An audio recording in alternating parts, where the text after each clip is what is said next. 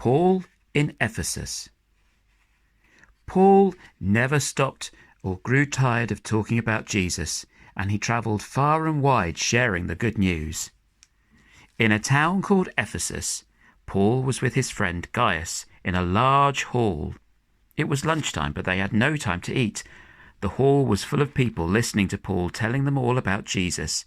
And when he finished talking, there was a long queue of people waiting for him to make them better, just like Jesus did. Paul went around the crowd. He prayed with people and healed them.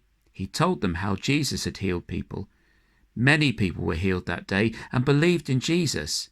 More and more people came to see Paul every day. But elsewhere in the town, there were some worried and angry people. In Ephesus was the temple of Diana, which was one of the 7 wonders of the world. And those people who were angry were silversmiths, and they made beautiful silver models of the goddess Diana. One man, called Demetrius, was grumbling to his fellow craftsmen. That man Paul is getting more and more people to follow this new religion.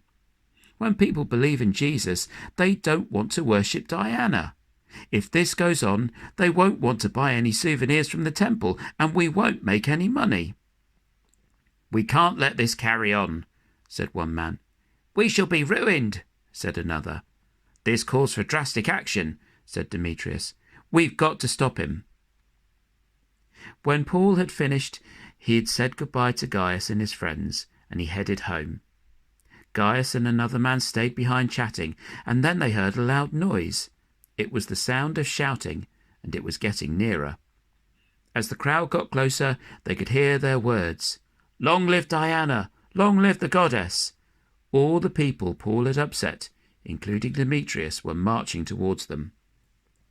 Suddenly the mob burst into the hall and dragged Gaius and his friends out into the streets. They pushed and jostled them into the public square. It seemed like the whole town was there waiting for them. They were shouting and jeering and waving their fists in the air. It went on and on. It was very frightening. Some people tried to calm the crowd, but they failed. Finally, the town clerk got up. He warned them most severely. If this riot doesn't stop, right now the authorities in Rome will get to hear of it, and they will send an army to bring order. Do you all want to end up in jail? These men have done nothing wrong. Set them free and go to your homes. Paul was praying to God and watched with relief as the crowds gradually drifted away. He was glad his friends were safe, but he realized that it was dangerous to stay in Ephesus any longer. He decided it was time to set off again on another adventure.